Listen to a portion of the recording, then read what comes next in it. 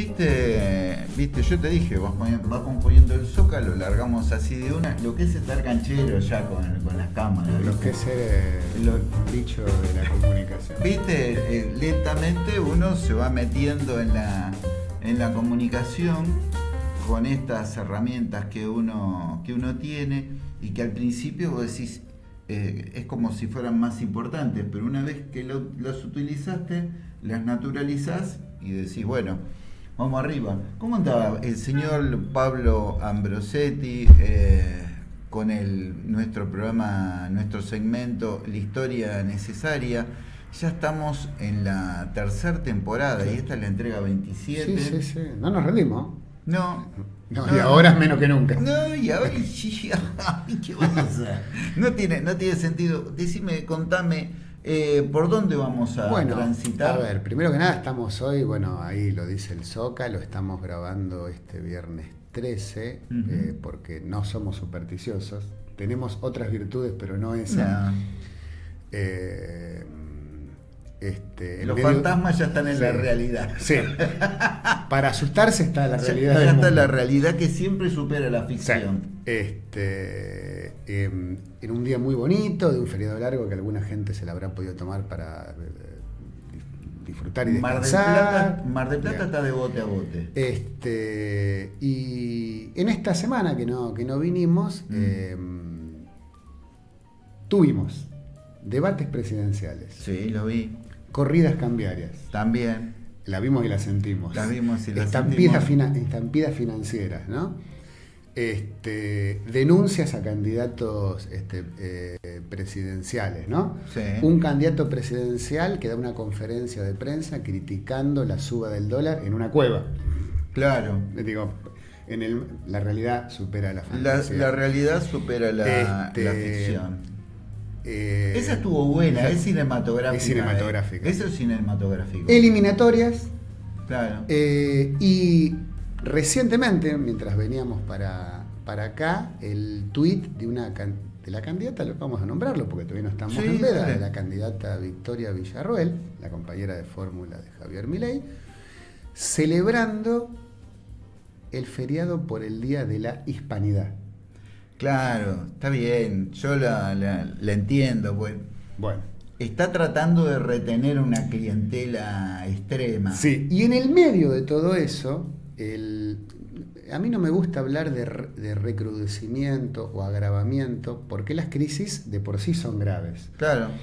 Pero la reaparición, al menos en la escena mediática nacional e internacional, de, como vos siempre decís, me acordaba el otro día, una de las tantas causas mal cerradas de la Segunda Guerra, que es el conflicto de Medio Oriente, ¿no? Claro. Donde una vez más vemos, por empezar, la tragedia humanitaria que implica un conflicto. Digo, no hay conflicto sin tragedia humanitaria.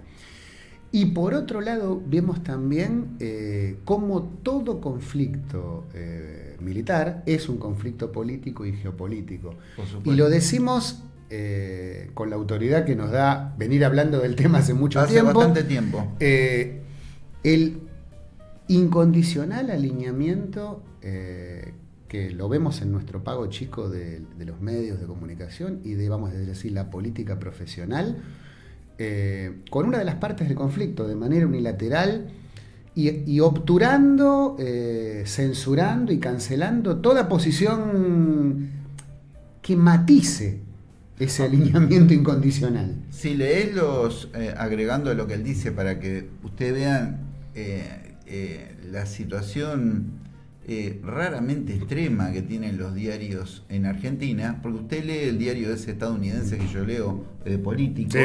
Y aparecen las situaciones de crítica, sí, claro, de dirigentes estadounidenses sobre la situación en Israel, con el Estado israelí. No estamos hablando del pueblo, estamos hablando del Estado formal, sí, el que utiliza la fuerza en esta confrontación desigual. Con el pueblo palestino, que es como agarrarse la trompada con el vecino que te saló tu casa, es una locura total. Pero en los diarios estadounidenses aparece confrontaciones en el Congreso, porque no quieren poner plata allá en Ucrania y claro, como la comunidad israelí en Nueva York es muy fuerte, Sí. presiona y por lo menos mandaron 2 portaaviones para ponerlos ahí delante de la... Perdón, que si hay algo que necesita Medio Oriente para complicar más aún un conflicto es la presencia norteamericana, ¿no? Está bien, lo que pasa es que yo lo que miraba sobre el tema, primero que a mí en lo personal las salidas bélicas me duelen todas, porque siempre lo paga la población civil. Si vos dijeras, vamos a inventar un territorio desértico donde pones 2 cuarteles, entonces si tenés el cuartel de Israel y tenés el cuartel del ejército palestino o de Hamas o de lo que vos quieras, y se agarren a trompadas entre ellos, o como hacen los chinos, los cerrás dentro de un estadio, decís listo, es una cuestión de guerra y ya está. Pero el problema es que siempre termina jodiéndose el que tiene que le cae una bomba, ponele en Israel, y es una persona que trabaja de su vida, le arruina la vida. Y del otro lado peor todavía, porque están, además de eso, están en una permanente situación de extrema pobreza y con muchísimos líos. Ahora, eso es lo que ya conocemos de toda la vida. Lo que yo pensaba y quería compartir contigo es que es evidente que estamos en el medio de un reacomodamiento mundial. Iba a decir un fin de época, es mentira, pues la vida la vivís todos los días, ¿no? Es un título eso. De un reacomodamiento mundial. La semana pasada de vuelta estuvo Blinken, que es un capo, hablando con Xi Jinping. Después estuvo el capo de la Cámara de Senadores hace 3 días hablando con Xi Jinping. Y ayer, para rematar, estuvo Kissinger, que todavía está vivo, hablando con Xi Jinping. Es decir, y el otro, es muy gracioso porque ves a Xi Jinping diciendo todo tranquilo, sí, bueno, la paz entre nosotros, está bien la competencia económica, pero no la confrontación. Entonces vos te imaginás la situación en Israel con Palestina, ¿no? Y vos ves que China ya le desactivó la bomba de Medio Oriente porque acordó con los saudíes y con los iraníes que no se pelean y están haciendo negocio. Entonces Estados Unidos ya no tiene. Le desactivó la otra bomba porque Corea del Sur dice que tiene una relación estratégica con China y que no va a cortarle suministro de tal y tal cosa. Y entonces digo, en determinado momento, los palestinos deben decir, levantan la mano y dicen, che, a ver si se acuerdan de nosotros, que tenemos un conflicto acá que no se resuelve, y aparte arrancan oportunamente, porque los que se pelean siempre son como que se necesitan mutuamente, porque está directamente desinflándose la cuestión en Ucrania. Directamente, Estados Unidos le está mandando poco y nada. Europa le dice a Ucrania, mirá que nosotros no tenemos la capacidad para mandarte lo que Estados Unidos te estaba mandando y que ahora no te manda. Le saltó para atrás Polonia, le saltó para atrás Lituania, todos le saltan ahí para atrás. Eso esperemos que se arregle de vuelta de la mejor manera posible para la población civil que está metida ahí viviendo un infierno de la acción bélica, que eso uno no está de acuerdo con eso, porque es la población que se jode. Pero ese es el tablero que está. En el medio, incomprensible que los diarios argentinos ni siquiera se animen a criticar, y vos agarras cualquier diario americano y te dicen, bueno, mirá, en fin, esto es una situación complicada, Israel podría haber puesto un poco más de lo suyo, ahora van a hacer un ataque frontal y vaya a saber qué, y después diciendo cosas acá como que la inteligencia israelí había sido tomada por sorpresa. Yo la verdad que eso no lo creo bajo ningún punto de vista. Porque todas estas acciones bélicas, como detrás hay quien vende armamentos y demás, hay una cuestión media como, che, se me está pinchando el negocio en Ucrania, ¿a quién vendemos? ¿Qué armamos? ¿Viste? Era lo que quería decir. No, por eso digo, en medio de este convulsionado mundo y convulsionado pago chico que es nuestra patria, que nos toca vivir, Seguramente la semana que viene no saldremos porque vamos alternando nuestras apariciones, vamos Claro. a estar en veda Sí. y atravesando, como si fuera poco y como frutilla de este postre o cóctel explosivo, elecciones. Que como todas son importantes, pero en algunas es más evidente esto.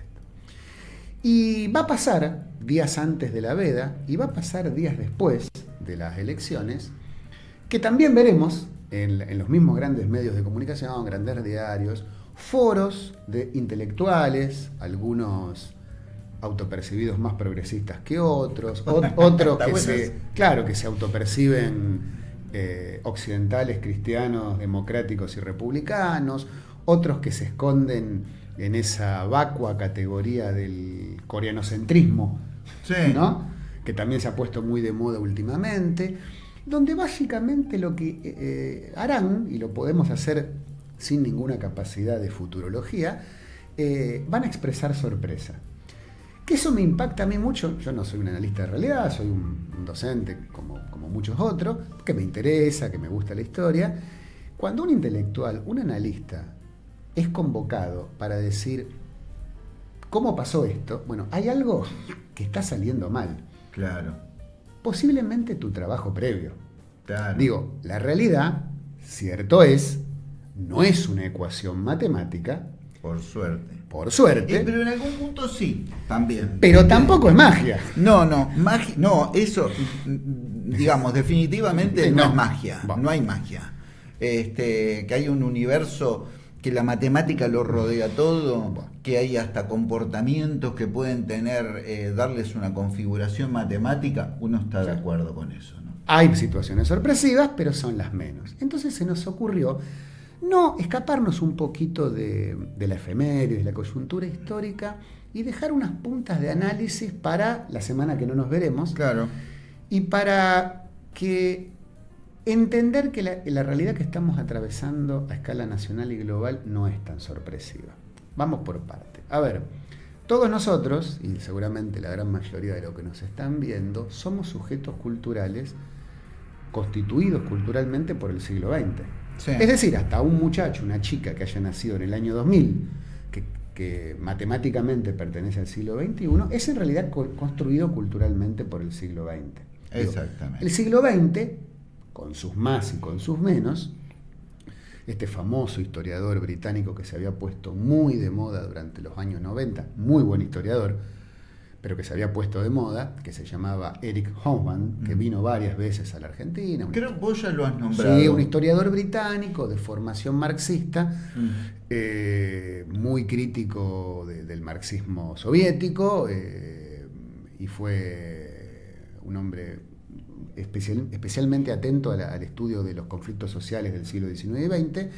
Llamó al siglo XX el siglo de las grandes catástrofes. Y él planteaba como las dos grandes catástrofes, Sí. las dos guerras, por supuesto, el Holocausto, el inicio de la era nuclear como una catástrofe, y al mismo tiempo el empate catastrófico entre los dos grandes modelos en pugna, el socialismo soviético, el bloque soviético socialista, y el occidente de la OTAN, Estados Unidos capitalista, en una conflagración que a la larga hacía inviable la coexistencia pacífica del planeta y que alimentaba todo el aparato industrial, militar, nuclear, que hacían del mundo un lugar prácticamente invivible.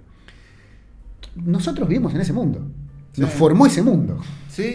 Bueno, nos formó, pero también nos formó el mundo, al menos a los que nos tocaba estar de este lado, en el mundo occidental, vamos a decir así.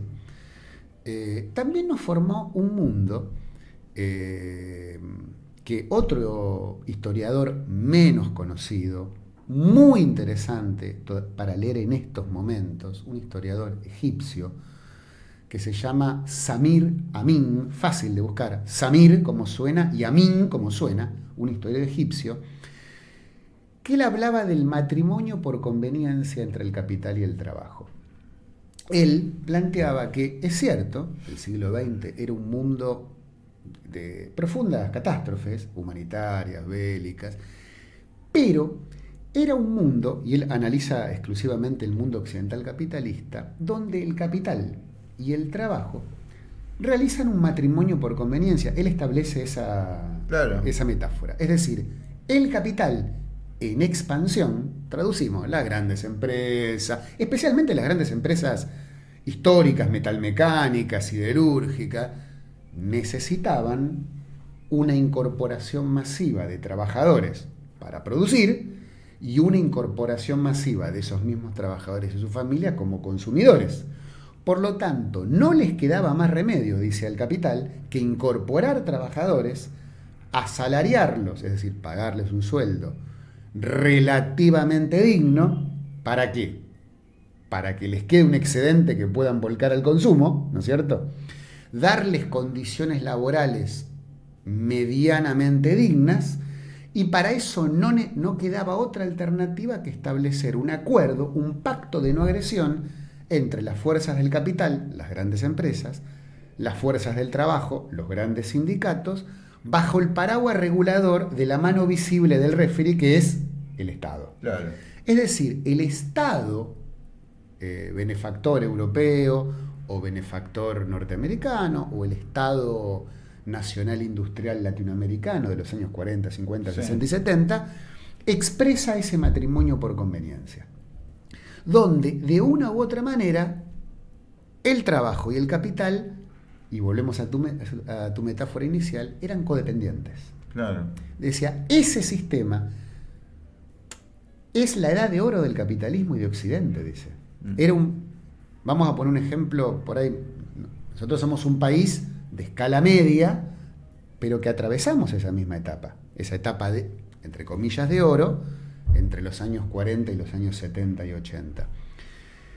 La primera vez que en nuestro país se mide la desocupación, no hay que por qué saberlo, es en 1964, durante el gobierno de Arturo Illia. Una oficina burocrática, no lo digo burocrático peyorativamente, se encarga la tarea burocrática de medir la tasa de desempleo. No lo empieza a hacer nuestro país porque es una no existía el índice. No existía no existía el índice. Ni se medía la pobreza ni la desocupación. Lo que marca algo, marca que uno, ¿por qué no se medía? Porque evidentemente no era un problema. Uno no está con el termómetro todo el tiempo abajo del brazo ni en la boca. Claro. Si lo ponemos, se siente mal. Cuando te sentís mal, bueno. cuando sí, creo que tengo fiebre. Bueno. Creo que tengo desocupación. Bueno. Esa tasa de desocupación, que es el primer registro que tenemos de 1964, establecía que el desempleo en la Argentina, hago números redondos 4.5. No era nada, muy bajo. ¿Cuándo, según los cánones y los estándares de la economía, se considera que un país tiene pleno empleo? Cuando no tiene 2% de desocupación. O sea, es lo mismo que la indigencia. No queremos desautorizar a ningún expresidente. Pobreza cero no existe. Se mide, lamentablemente, porque hablamos de pobreza, estamos hablando de pobres, o sea, de personas. Se considera que un país erradicó la pobreza o erradicó la indigencia cuando no llega a 2 dígitos. Cuando no hay 2 dígitos de algo, se considera erradicado. Porque se considera que ese desocupado, ese pobre, puede moverse por cuestiones estacionales. Claro. Vos con 2% de desocupación se considera pleno empleo en cualquier país del mundo. Nuestro país tenía el 4.5. Es decir, era una situación, no digamos ideal, pero una situación buena, muy buena. Si nosotros tomamos todos los índices de desempleo de la historia argentina, y hasta los podemos comparar con los de Occidente, desde mediados del 60 hasta la actualidad, es una curva que con más o menos aceleración va hacia arriba. Esto es lo que en economía se llama una tendencia. A ver si nos explicamos. En el año 1964 la desocupación era... Arrancamos con un 4. Redondeemos un 4. El momento de mayor desocupación del siglo XX fue el 95, que daba entre el 19 y el 20. Y el momento de máxima desocupación del siglo XXI fue en el 2002, que daba algo así como el 24. Hoy los números oficiales te hablan de un 8. Entonces vos haces esta curva. 4. Había más desocupados que los votos que tenía... Perfecto, Néstor Kirchner. Entonces vos haces esta curva.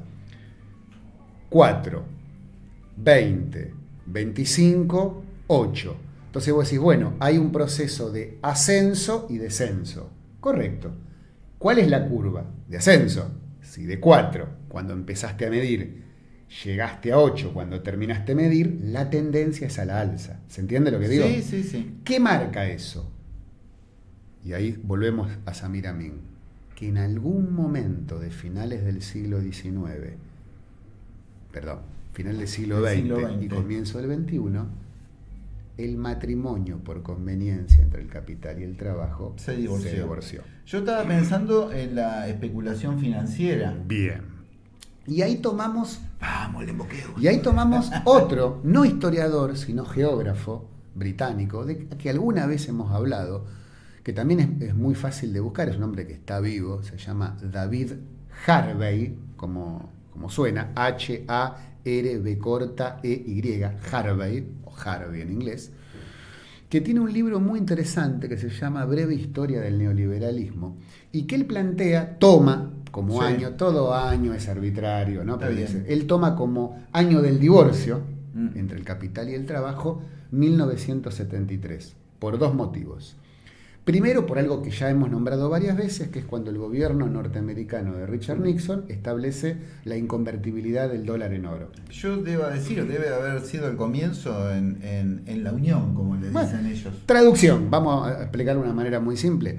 Los mismos liberales y economistas de derecha que hoy explican unicausalmente la inflación como un fenómeno monetarista, traducción, se emite más dinero que el respaldo que tenemos en dólares, como única explicación, avalan que Estados Unidos hace 50 años que emite sin ningún respaldo. Sin reparos. Bien. Y el otro hecho de 1973 que toma Harvey es el golpe de Estado en Chile, que él plantea que es el laboratorio neoliberal a escala global. Él dice, el neoliberalismo era una teoría de la Escuela de Chicago, de Milton Friedman especialmente. Ahora, como todo experimento, hay que someterlo en algún lugar. En algún lugar para ver si esa teoría... Hay que someterlo a estrés, a Bien. ver cómo funciona. Y se decide que sea Chile. Y la única forma de someter a la población chilena al experimento neoliberal es, obviamente, a través de la fuerza. Sí, a sangre y fuego. Ya hemos hablado hace un par de encuentros lo que fue la dictadura de César Augusto Pinochet, pero también fue la imposición a sangre y fuego, manu militare, del experimento del Estado neoliberal. Y ahí vuelve de David Harvey. Dice, el neoliberalismo no es, como dice una parte de la intelectualidad progresista, la desaparición del Estado. No, es una nueva forma de Estado. Es pasar de un Estado interventor, regulador en la economía, ese Estado que es el garante entre el matrimonio por conveniencia del capital en el trabajo, a transformarse en un Estado penal asistencial. Sí, yo estaba pensando en un Estado pasivo directamente. Bueno, corrido para atrás. A ver, pasivo para claro. los intereses de las no hay, personas claro, que bueno. necesitan políticas públicas, porque el Muy Estado bien. siempre está presente. Siempre está presente. Pero pasivo en el hecho de no accionar políticas públicas que establezcan un equilibrio para no dejar claro. a la gente desnuda. Del Estado que es el referí en el partido al Estado que inclina la cancha. Claro. Pero aparte, él habla del concepto de Estado penal asistencial. ¿En qué sentido? El Estado entrega la economía al sector privado, es decir, al mercado, es decir, a las grandes empresas, que ya para 1970 y tanto estaban totalmente transnacionalizadas. Uno hasta el 50 pensaba en una gran empresa, vamos a poner un ejemplo, Coca-Cola, como una empresa norteamericana. En los años 70 eso ya está en debate. Hoy Coca-Cola ni siquiera sus principales accionistas son norteamericanos y la fábrica principal no está en California, está en México. Es decir, es una compañía totalmente globalizada, totalmente transnacionalizada. Ni hablar de las empresas vinculadas a todos los servicios de comunicación audiovisual que prácticamente no tienen base territorial. No. Pongamos un ejemplo mucho más claro para nosotros. La empresa más grande de la Argentina es Techin. El hombre más rico de la Argentina es el dueño de Techin, Pablo Roca, que en su última declaración jurada declaró 9.800 millones de dólares. Aquí un pesito, ¿eh? Sí. Techin está radicada en Luxemburgo. En Luxemburgo, eso es... Eso lo sabe todo el mundo, no es un descubrimiento mío. No, pero pensaba en Luxemburgo, en su... Paraíso fiscal. En su pequeñez, Sí. en su paraíso Y fiscal. del 100% de la Sí. mano de obra hablamos desde un empleado de mantenimiento, uno de la construcción, una tercerizada, un gerente o un CEO. Del 100% de la mano de obra de Techin, el 13% es argentina. Entonces, ¿qué empresa nacional es Techin? Ya estamos, a esta altura es una empresa totalmente transnacionalizada. Y además hay que agregar que en el caso nuestro, nosotros, como se dice en el barrio, tenemos problemitas, ¿no? Porque las empresas brasileras gustan de ser brasileñas, de tener ejecutivos brasileños, de contratar brasileños y de manejarse con reales. Bueno. Y en cambio nosotros, ponele que tendríamos, ¿no? Como en el caso de Pablo Roca, ha hecho todo su dinero en Argentina, sí, pero en este momento la tiene capitalizada y domiciliada en un país que debe ser más chico que La Matanza, seguramente, con menos gente. Y que paga menos impuestos. Y que paga menos impuestos, y además, así como la frutilla del postre, es decir, que su personal mínimamente es argentino. Sí, claro. Mínimamente es argentino. A ver, entonces, ese Estado neoliberal penal asistencial le entrega la economía a esos sectores y se reserva para sí, para el Estado, la condición de asistencia mínima, es decir, el mantenimiento de la mínima inversión posible en el área de salud y educación, en el caso argentino, porque en el caso chileno incluso eso se ha desprendido, ¿no? O en el caso norteamericano eso se ha desprendido, pero digamos en líneas generales, el mantenimiento de ciertas políticas de contención social a través de los subsidios directos e indirectos. A partir de los años 70, todos los estados del occidente capitalista comienzan a tener una política de subsidio al desempleo crónico, es decir, a lo que en categorías económicas se llama el ejército industrial de reserva, es decir, el sector de la población que es expulsado del mercado laboral, no de manera transitoria, sino ya de manera permanente. La superposición absoluta, la superpoblación absoluta. Un sector de la población que el capital no requiere. Puede prescindir de ellos como consumidores y como productores. Y luego... ¿Qué es lo peor que te puede pasar? Bueno, y luego, el último... Que ni siquiera te necesiten. Claro. Y el último atributo que conserva para sí el Estado, que es la mano punitiva del Estado. Ya sea con el recrudecimiento de las penas policiales frente al delito menor, el delito, o, por supuesto, el monopolio de la fuerza a través de los brazos coercitivos del Estado, que son las Fuerzas Armadas. Esto lo explicó muy bien en los años 90 quien fuera 2 veces alcalde de Nueva York y dueño de la compañía de cámaras de seguridad tan promocionadas en la zona norte del conurbano bonaerense. ¿Quién? ¿Giuliani? Rudolph Giuliani, que él planteó la teoría de la ventana rota en su primera campaña al alcalde. Él planteaba un jovenzuelo. Nueva York era una ciudad, es una ciudad con 15 millones de habitantes. Claro. Y con una desigualdad complicada, con guetos, con barrios guetos y con problemas de delito como tienen todas las ciudades del mundo. Sí. Amplificada por la cantidad de gente.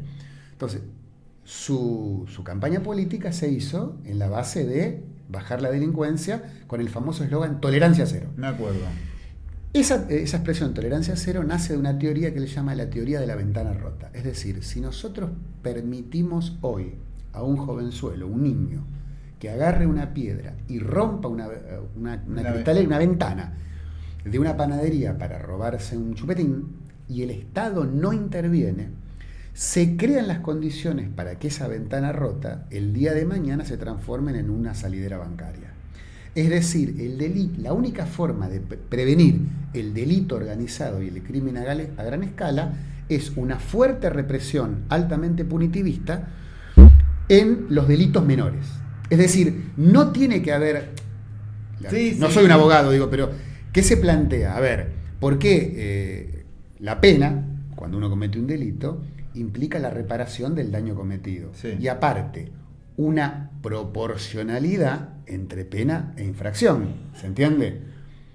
Traduzcamos, una persona que cruza un semáforo en rojo tiene una multa. Una persona que cruza el semáforo en rojo pero estaba alcoholizado ya no tiene una multa, tiene una infracción severa que le puede hacer perder la posibilidad de seguir conduciendo. Sí, sí. Una persona que cruza el semáforo en rojo en estado de ebriedad y atropella a una persona ya tiene una pena. Claro, porque es una muerte, vamos a decir así, preterintencional o culposa. O le hizo un daño. Bien, si encima huye tiene un agravante. Es decir, exacto, siempre las penas van en proporcionalidad al delito cometido. Una persona que estaciona en doble fila no lo van a condenar a cadena perpetua, porque hay una desproporción, se desbalancea pena y delito. ¿Se comprende? La teoría de Julián era geométricamente inversa. No, más duras tienen que ser las penas en los delitos iniciales, justamente para desincentivar el crecimiento. Bueno, pasó eso con la policía estadounidense en el famoso caso del chico que lo detiene manejando el auto y le ponen la rodilla en la nuca y lo termina matando. Bueno. Es decir, era por una infracción de tránsito, o ni siquiera sabemos si hubo una infracción. Así lo hubiera habido. Simplemente lo estaban deteniendo para verificar la identidad, sí, pero de una forma catastrófica. Ese nuevo modelo de Estado del que hablaba Rudolf Giuliani es el que muy bien describe este geógrafo británico David Harvey cuando habla que el Estado neoliberal es en realidad un nuevo paradigma estatal y una nueva relación social al interior de la sociedad civil de Occidente. Situación que se agrava, y esto hay que decirlo también con la arbitrariedad que las fechas siempre imponen en historia, se agudiza especialmente después de la caída del bloque soviético. ¿Por qué? Porque con sus más y con sus menos, la alternativa de ese segundo mundo, ¿no? De ese otro mundo occidental no capitalista, obligaba al occidente capitalista a ciertos niveles de distribución de la riqueza. ¿Por qué? Porque había un otro con quien competir. Claro, para que no tuvieran la tentación de pensar en el otro sistema. Esto se notaba mucho, especialmente en países de fuerte presencia estatal, como Inglaterra, Francia, Italia, estaba pensando también, donde los partidos de izquierda, tanto el Partido Socialista como el Partido Comunista, eran especialmente fuertes, centralmente en la base obrera y estudiantil, y tenían cierto nivel de participación en el Estado, en los gobiernos del Estado, sobre todo en el área de educación, salud, que eran lugares prácticamente intocables por el capital. O sea, la salud era pública, la educación era pública, los transportes era público, la seguridad social era más o menos buena, es decir, la política de construcción de viviendas no la desmantelaba nadie. Había como un consenso generalizado de que, bueno, somos capitalistas, pero hay áreas sobre las que no avanzamos. La caída del bloque del socialismo real, obviamente, generó lo que otro historiador muy de moda en los años 90 también, llamado Francis Fukuyama, llamaba el fin de la historia. Ah, sí, se pasó ese. La historia terminó. O sea, comenzó con la Primera Guerra Mundial, termina con la disolución de la Unión Soviética y a partir de ahora el mundo va a ser una suerte de siesta aburrida, una especie de melancólico andar casi mecánica y burocráticamente hacia un progreso donde el capitalismo liberal nos va a incorporar a todos casi naturalmente, porque no hay otra que la alternativa de un mundo feliz. De hecho, es interesante, porque hubo pensadores, historiadores que provenían del marxismo. Los dos más famosos fueron Gianni Vattimo y Paulo Negri, dos italianos, que, vamos a decirlo delicadamente, demostraron una gran capacidad de adaptación a la nueva coyuntura política. Se mancaron un poquito. Digamos, por ejemplo, Gianni Vattimo plantea otro concepto que se puso muy de moda en los 90, que decía el fin del gran relato. Él decía, bueno, el marxismo era el gran relato del siglo XX, o sea, la gran esperanza, la fe de las masas.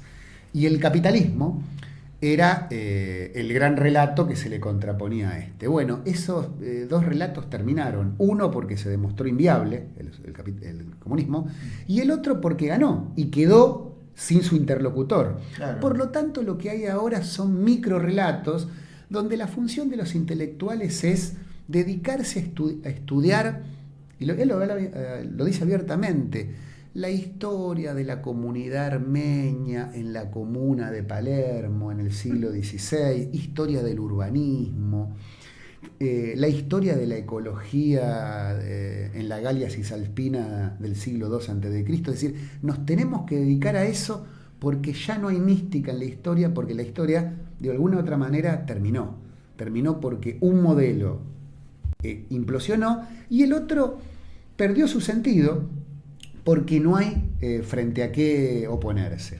En el caso de Paolo Negri, va más a fondo con esta idea y básicamente lo que plantea es... Dice, ¿a qué te dedicas? Puso una panadería. No, él directamente inaugura el concepto de lo que se llama la microhistoria.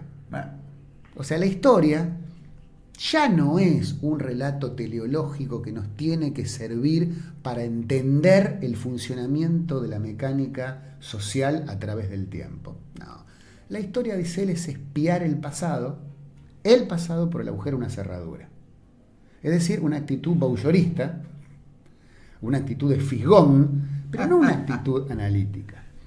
No conocía esos detalles. Por supuesto que esto viene, cuando uno se le ocurre una idea nefasta, siempre hay alguien que la dice, yo quiero competir. No, más vale. Y ahí aparece este menos conocido sociólogo francés de ascendencia polaca, llamado Gilles, se llamaba así, pobre tipo, Gilles Lipovetsky, como mira. Que él plantea en un libro que se llama La Era del Vacío, muy interesante, donde él plantea, tomando todas estas ideas, de decir, bueno, a ver, nosotros nos formamos analizando una sociedad que ya no existe. Él es francés, recordemos esto. Sí. Él decía, cuando yo tenía 20 años, teníamos claramente lo que era un intelectual francés, lo que era un obrero francés, lo que era un burgués francés, lo que era el Estado francés. Tenían sus prácticas culturales, sus representaciones ideológicas, sus prácticas políticas. Tenían también su lugar simbólico ganado en la ciudad, el sindicato, la universidad, el bar, la plaza, la gran empresa. Es decir, y había hasta como un identikit de clase más o menos estanco. Digo, más o menos. Sí. Un obrero francés, dice Lipovetsky, era una masa homogénea. Un intelectual francés era una masa homogénea. Dice, hoy eso se ha licuado y las nuevas generaciones tienen una identidad, dice él, de la fragmentación. Es decir, pone el ejemplo Lipovetsky. Hace 30 años, un obrero parisino, mayoritariamente, era un obrero con formación política y sindical, con un trabajo estable en la industria pesada francesa, sí, con capacitación laboral, con presencia seguro en el sindicato, seguro en el bar del barrio, seguro en el club de barrio, con expresión electoral en el Partido Socialista o en el Partido Comunista, y con un hijo al que mandaba a la escuela pública y que iba a ir a la universidad pública y que también iba a ser militante más o menos de las ideas del padre. Eso hoy está totalmente fraccionado. Y ese joven tal vez no vaya a la universidad pública, tal vez tenga una relación ideológica más permeable, donde le parezca bien que la educación sea pública, pero no le gusta que el Estado cobre tantos impuestos.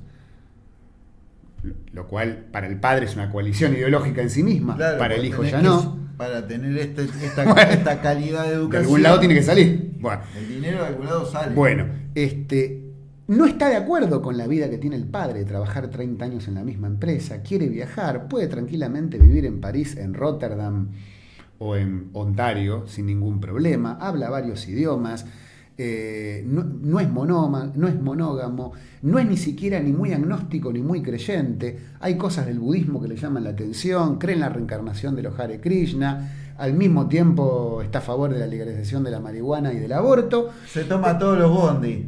Es decir, es un sujeto, dice Lipovetsky, absolutamente inclasificable dentro de las categorías propias. ¿Y por qué hace eso este joven? Porque hay una ruptura cultural y epistemológica con la generación que lo antecedió, y lo que se busca es la satisfacción inmediata y continua, es decir, el cortoplacismo del impulso vital del aquí y ahora. ¿Por qué? Hago cosas ya para pasarla bien. Es decir, ya no hay una visión de futuro como tenía la generación anterior. Esta idea va a ser la que tiempo después va a tomar otro francés que también se puso muy de moda, de ascendencia sueca, Zygmunt Bauman, que habla de la modernidad líquida, donde él que plantea la vieja modernidad que nos formó a nosotros, de fabricar, de una fábrica que produce vamos a poner un ejemplo, una heladera, dice él, Sí. que el padre la va a dejar en herencia al hijo porque dura 50 años, hablaba de una sociedad sólida. Él habla de la sociedad del hardware, la sociedad dura. Hoy, el producto por definición más requerido por las grandes masas consumidoras, el celular, la tableta, la computadora, tiene una vida útil de... No sé, poco tiempo. Poco tiempo. Poco tiempo. Bueno, ¿por qué? ¿Porque son malos? No, sino porque el proceso de tecnificación... Que compre otro nuevo. Bueno, entonces decía, eso que se expresa en los objetos, en realidad lo que hace es desnudar un patrón de forma de consumo que en el fondo no es más que un patrón cultural. Sí. Nadie quiere una heladera para 50 años, todos queremos un celular que a los 8 meses esté viejo para poder comprar otro. Lo queremos consumir como consumidores y también lo quiere el mercado. Y el mercado, dice Bauman, tiene la gran capacidad y el gran desafío de identificar los nichos de consumo. Miren qué palabra horrorosa, porque el nicho, ¿uno con qué lo vincula? Y con la muerte, el cementerio. Bueno. Un lugar chiquitito para tu... Es decir, ¿qué quieren las mujeres jóvenes? ¿Qué quieren los hombres jóvenes? ¿Qué quieren los hombres jóvenes de clase media? ¿Qué quieren las mujeres jóvenes de clase alta afrodescendiente? Y personalizar las pautas de consumo.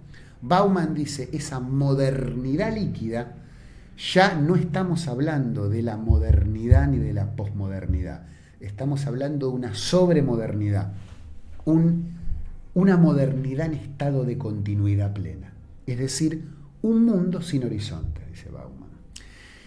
Y esto también es muy interesante porque lo toma un antropólogo francés más o menos para la misma época, menos conocido, y a este quería llegar, un antropólogo francés que tiene un nombre muy complicado, Loic sería Luis en francés, L-O con diéresis y C, Bacquant, impronunciable el apellido, W-A-C-Q-A-N-T, Bacquant. Loic Bacquant, que a finales de los años 90 hace su tesis doctoral en antropología, que se llama Parias urbanos y las cárceles de la miseria.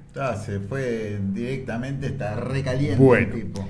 El tipo es un hombre de formación marxista, como todos los anteriores, con la diferencia de que no se adaptó, lo cual habla muy bien de él, a las nuevas modas intelectuales. Y entonces él se dedica a estudiar los procesos de transformación cultural en los sectores pobres de dos ciudades especialmente, París y Chicago. Dos ciudades recontraimportantes, en dos países recontraimportantes. Y muy diferentes también. Muy diferentes porque una es una capital administrativa y cultural, como París, y otra es una capital industrial, claro, como Chicago. Y él plantea qué impacto tienen las sociedades pobres esta ruptura, y volvemos al comienzo, del matrimonio por conveniencia entre el capital y el trabajo. Y él estudia cómo impacta en la periferia de Chicago, que se llamaba, en términos académicos, el cinturón negro, es decir, el conurbano de casas pobres, negro porque la inmensa mayoría de la población era y es afrodescendiente. Supongo que habrá afectado más a Chicago que a París. ¿Y cómo impacta en París? Que históricamente se llamaba el cinturón rojo, porque estaba compuesto especialmente de estudiantes, de trabajadores del Estado, y era el bastión electoral del Partido Comunista francés. Entonces, cinturón negro y cinturón rojo. ¿Y qué estudia este buen hombre Loïc Baquan? ¿Cómo impacta ese proceso de descomposición en ambos? Y él plantea, por un lado, lo que vos decís. Él dice, claramente en términos de reproducción material, a la comunidad afrodescendiente norteamericana La liquida. La liquida. Le rompe los espacios de participación, vacía los clubes de barrio, se disgregan las organizaciones de afrodescendientes que luchan por los derechos civiles, la tasa de deserción escolar y de no registro para votar en esos barrios va creciendo de forma exponencial, las situaciones de microdelito, de delito callejero, de consumo problemática de distintas sustancias, de dependencia de la ayuda estatal, en el caso norteamericano es enorme, y cada vez más un proceso de pauperización de la pobreza afro que rodea a la ciudad, a la ex ciudad industrial de Chicago, hacen que la sociedad afrodescendiente de Chicago prácticamente sea un gueto aislado, un gueto a cielo abierto dentro de Estados Unidos. Curiosidad, si alguno de ustedes vio esa película que estuvo de moda un tiempo, que se llamaba El Guasón, de Joker. Ah, sí, claro. Toda esa ciudad donde ocurre la película y donde está filmada y se ven esos barrios hecho bolsa, eso es el Cinturón Negro. Eso está grabado en Chicago. Chicago, una vez que cayó, después de los 60, 70, empezó a caer, nunca se pudo recuperar. Claro. Y en las películas te lo han demostrado. En una escena que parece del conurbano bonaerense, por las parrillas, cocinando los homeless. Gente que no tiene dónde vivir, ni trabajar, ni futuro, de ninguna especie. Y no sé por qué se me ocurrió pensar que de repente París, por haber tenido esa base de mayor cantidad de educación y de posibilidades, por ahí el golpe no le iba a ser tan duro, a no ser que fueran hijos de inmigrantes. Por ahí cantaba Garay. ¿Qué dice el bueno de Baquan? Baquan es francés, y como todo francés, siempre que puede habla mal de los ingleses y de los norteamericanos. No nos vamos a privar de eso nosotros. No, por supuesto. Entonces, él dice... Vive la France. Él dice, Estados Unidos es una catástrofe, claro. Eso es un crimen de Estado. Dice, eso en el conurbano parisino no pasó. ¿Por qué? Claramente por un desarrollo más igualitarista del acceso a la educación, a la salud y a la vivienda, y por cierto piso de organización político y social que la izquierda francesa había dejado en esos barrios. Pero ojo, dice. Por lo que en Europa se llama el estado de bienestar. Bien, pero ojo, dice. Ojo con esto. El conurbano parisino y el conurbano marsellés de la ciudad de Marsella, en los últimos 25 o 30 años, ha recibido una gran afluencia migratoria, especialmente de ex colonias francesas. Claro, argelinos, senegaleses, marfileños, cameruneses y en menor medida americanos de Guyana y Martinica. Donde el Estado francés, sobre todo a partir de los años 90, que ha estado imbuido por la lógica neoliberal y ha estado en manos de un partido socialista más tirado a la centroderecha o directamente de la centroderecha como en la actualidad, tratando de sobrevivir tiene una política frente al inmigrante negro y especialmente musulmán de menos menos acompañamiento, de discriminación. Sí, a ver. Directamente hay una actitud discriminatoria. Y entonces, ¿qué dice Baquan? Ojo, porque ese muchacho que nació en Marsella o que nació en el conurbano parisino, que es hijo de argelinos o de marfileños, se crió en la cultura francesa que le dijeron igualdad, fraternidad y libertad, que le dijeron que la escuela es pública, que le dijeron que tiene derecho como ciudadano, que le dijeron que va a poder ir a la universidad, y él ve que todo eso no es cierto. Claro, porque yo estaba pensando, hice un paralelismo entre la democracia ateniense, claro, y esto, porque la democracia ateniense no era para los esclavos. No, seguro, ni para la mujer. No, era para el ciudadano para el demos ateniense y demás, que como tenía esclavos podía mirar el Egeo y reflexionar. Pensar, mira qué bien, cómo se refleja el cielo y en el mar, qué lindas que son las islas. Entonces, ¿qué dice el bueno? Le dijeron, no es para vos, no es para todos. Decían, igualdad, legalidad y solidaridad. ¿Sabés qué? Vení, a primera parte, te tenemos que hablar. No es para vos esto. Entonces, ¿qué dice el bueno de Bakuán? Esa generación de 20, 30 años que escuchaba en la escuela, en la tele, en la radio, tiene en la casa, tiene una bronca, tiene una calentura, un discurso que no se constataba con la realidad, comienza a tener un proceso refractario frente a la presencia del Estado, que justamente es el único que podría garantizarle esos derechos a los que no accede. Y comienza a decir Bakuán, y él lo dice esto a mediados de los 90, por supuesto que nadie le dio pelota, han pasado 15 años, 20 años, sí. Tenía razón, dice, ojo, porque Estados Unidos es cierto, la población negra del conurbano Chicago ha sido arrasada en términos materiales, ideológicos, simbólicos, culturales y hasta morales. Y esa sociedad se refugia en la no participación política. Ojo, porque lo que está pasando en el conurbano parisino es que ese cinturón rojo se está descomponiendo generacionalmente, porque los viejos votantes del Partido Socialista y Comunista se están muriendo y están siendo suplantados por jóvenes que participan electoralmente votando al Frente Nacional. Sí. Es decir, a la ultraderecha. ¿Por qué? Porque la ultraderecha neofascista francesa claramente le dice a ese ciudadano francés, porque aunque sea hijo de argelinos, ya es francés, vos no tenés lo que te falta porque permitimos que sigan entrando gente del mismo país igual que vos. Papá. Pero lo que pasa es que vos tenés que pensar, flaco, ahora vos sos francés y esos que son exactamente igual que vos son tu enemigo. Son tu enemigo porque todavía no son franceses y vos qué querés, que sean franceses. Mirá, te digo, si entran más va a haber menos para vos. Entonces comenzamos a ver que el cinturón rojo parisino cada vez más se transforma en el cinturón azul del Frente Nacional, decía Bakuán a mediados de los 90. Pero lo mismo está pasando en Alemania, ¿no? Y con esto voy a ir cerrando. Dale. Lo mismo, ¿qué marca eso?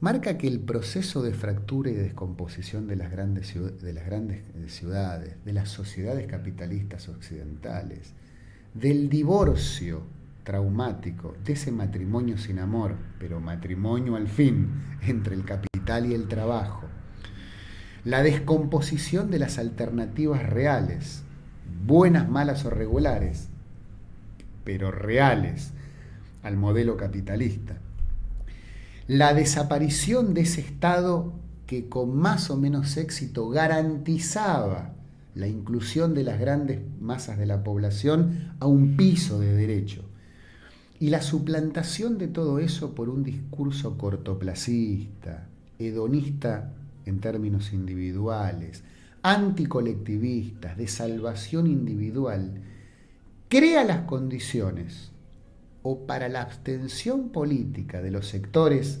populares que más política necesitan, o el viraje de esos sectores pobres hacia alternativas de ultraderecha, que no pasa únicamente en Francia.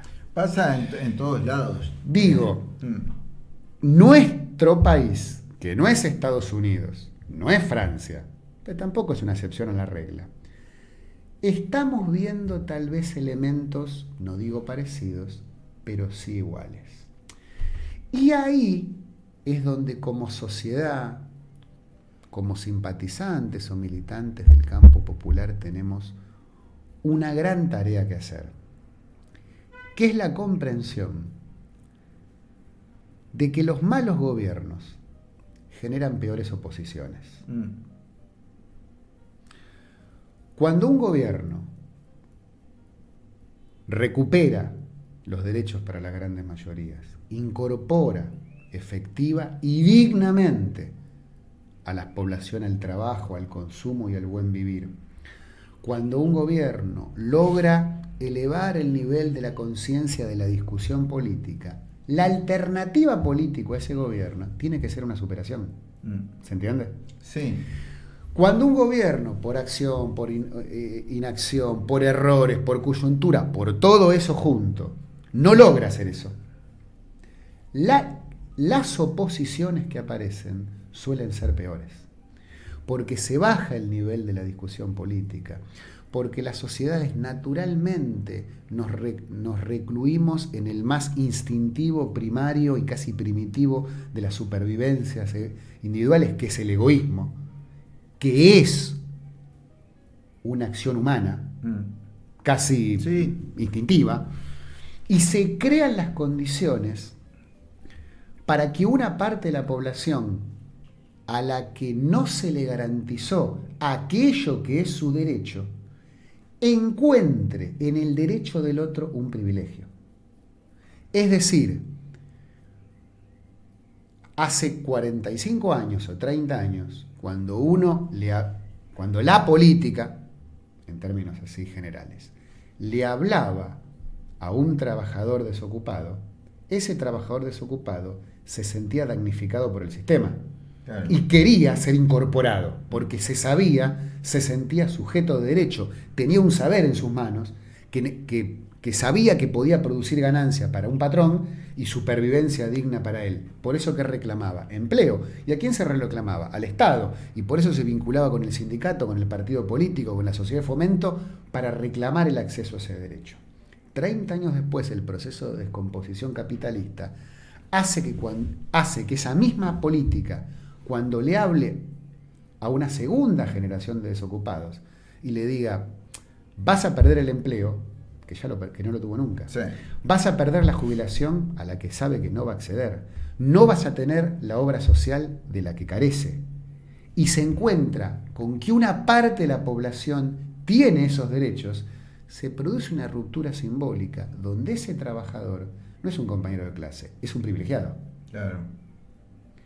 Es decir, el gran éxito del Estado neoliberal, del proyecto neoliberal, es romper la sociedad, la solidaridad en la base de la pirámide social. Es decir, hacer que el único sector que tenga conciencia de clase sea la clase dominante. Claro. Que muy claramente entiende sus objetivos. Sí, son clasistas. Que muy claramente entienden que tienen que hacer un pacto de solidaridad y entienden claramente que todo no puede ser para todos porque todo tiene que ser para ellos. Exacto. No era para deprimirnos en un día feriado. No. Pero es para que comprendamos pensar que las cosas no ocurren por magia.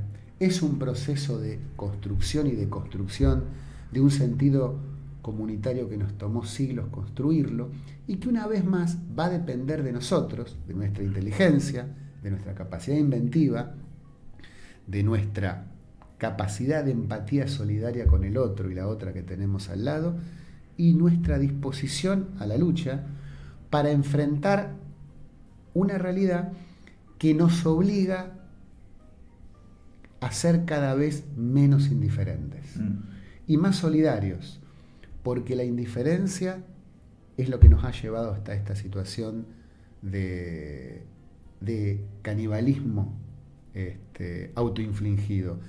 Y la única alternativa va a ser la sociedad, como decía, y con esto cierro, ese enorme teórico y político latinoamericano, Álvaro García Linera, ¿no?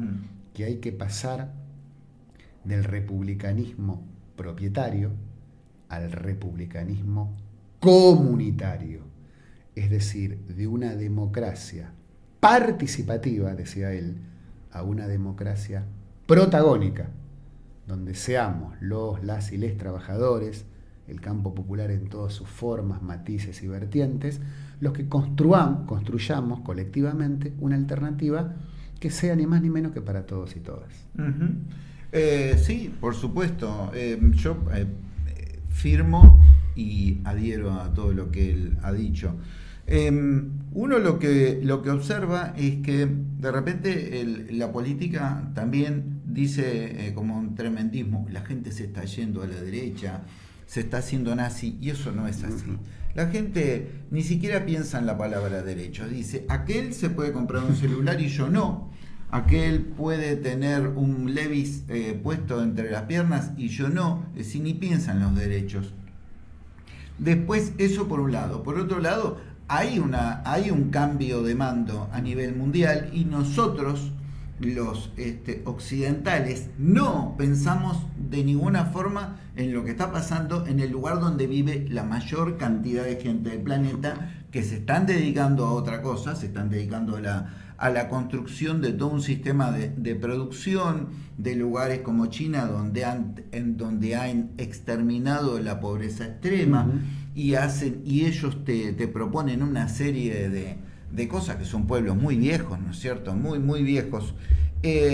Y mientras tanto, ya pasó en España, que la gente primero votó a Vox, que es una cosa extrema, y después en las últimas elecciones perdió 22 diputados. Lo que nos pasa a nosotros podemos escuchar todo tipo de ideas extremas, pero en nosotros está el recuerdo de la dictadura, de la sangre por todos lados, y eso es algo que el argentino no quiere, pero sí tiene derecho a, de repente, como algún día yo le hice el ejemplo a la querida Iris, le dije, lo que ha pasado en Argentina, que la gente te ha dado un empujón, me decís, loco, ¿qué tengo que hacer para que me escuches? ¿Qué tengo que hacer para que te fijes en mí? Es decir, no calificar a la gente. Y después yo lo que agregaría, por mi cuenta, dentro de lo que hablamos como nacional y popular, agregaría a las pymes. Agregaría a los dueños de las pymes, a los que trabajan, a los gerentes de las microempresas y de empresas. La idea es dejar de administrar una crisis, amplificar el campo de las personas con las que queremos hablar, ¿no? Que el campo de lo que llamamos nacional y popular sea sociedad, cambiarle la palabra, hacer lo que quiera, es decir, más grande, mayor cantidad de gente, para demostrar que en definitiva lo que hay a futuro son dos proyectos. Uno que le abra la puerta e incluya a mayor cantidad de gente, y otro que dice, ¿sabe qué? Con los 100 que estamos bien. Y entonces ahí vos vas a decir, eso no me gusta, yo quiero que me incluyan, no quiero estar afuera. Que es un poco lo que dijo el presidente actual de Colombia el día que asumió. Claro. Dijo, acá no puede quedar nadie afuera del diálogo, por más que digan cosas refractarias unos contra otros. Todos somos Colombia, todos somos en Argentina. El proyecto de nuestra vida es el proyecto Argentina. Entonces yo digo, es que esto es fácil. Vos tenés que agarrar y decir, yo quiero incluir a todo el mundo, aunque diga la barbaridad, pero quiero que también se sienta parte de esto. Porque el juego del poder, que está perdiendo el poder, y que, como digo yo, como el dinero trae al dinero, los que tienen dinero van a ir a buscar un cirujano estético para hacerse así dentro de poco y estirarse los ojos, porque dicen, yo no me quiero quedar afuera de ese mundo, y si me tengo que conseguir la libretita del Partido Comunista Chino, me la voy a conseguir también. Hay que pensar, estamos en momentos de pensar. En realidad los momentos de pensar son siempre, y siempre te digo lo mismo, cuando alguien te apura y te quiere apurar, vos le decís, yo te escucho, lo escuchás y decís, mañana te contesto. Y bajás la presión que hay sobre vos, sobre el consumo, sobre un montón de cosas. Como dato de color, te digo, a pesar de que el dólar lo pusieron a 20, Mar del Plata está llena. ¿Por qué es eso? Porque hay toda una movilización industrial que de repente quieren que se pare, pero la economía real nuestra está en franco funcionamiento, con dificultades, claro, pero en franco funcionamiento. No tiene índices de parate, no, ni que se haya cortado la cadena de pagos de ninguna especie, no, pero están queriendo poner en una situación de estrés a la economía, que yo entiendo que es ya una cuestión media delictiva, ¿no? Porque poner en zozobra a la sociedad es algo tremendamente negativo desde el punto de vista institucional y de todos los puntos de vista que haya, porque vos tenés derecho a pasar bien este fin de semana. Claro. ¿Entendés? Y a saber que no es el gobierno que puso el dólar, amigo. Pues ya sabés. Si sos negociante, sabés qué te pasa cuando vas al mayorista y al que te dice cuánto valen las cosas. Te lo dice ese tipo que vos conoces todos los días, no el minorista. Pensá tranquilo, ¿qué problema puedes tener? Dentro de unos días tenés que votar y vas a estar solo vos en el cuarto durante 1 minuto, 2 minutos, vos frente a la República Argentina. A ver, cuando estás en el cuarto oscuro, estás frente a la República Argentina. No estás frente al presidente, estás frente a la Constitución y a lo constituido que vos querés como tu república, y vos tenés que decidir qué va a pasar, porque por suerte cada persona pone solamente un voto. Sí. Entonces, no es el partido político, no es el sistema democrático, es algo más importante y más bonito. Estás vos solo frente a la República Argentina. ¿Qué le decís vos a la República Argentina en ese momento? ¿No? Bueno, Cerramos. buen fin de semana, tratemos de descansar, reflexionemos con emotividad, pero también con frialdad. Y bueno, el mundo seguirá girando, el sol seguirá saliendo, la idea es que salga para todos. Sí, la idea es que salga. Nos vemos, gente. Hasta luego.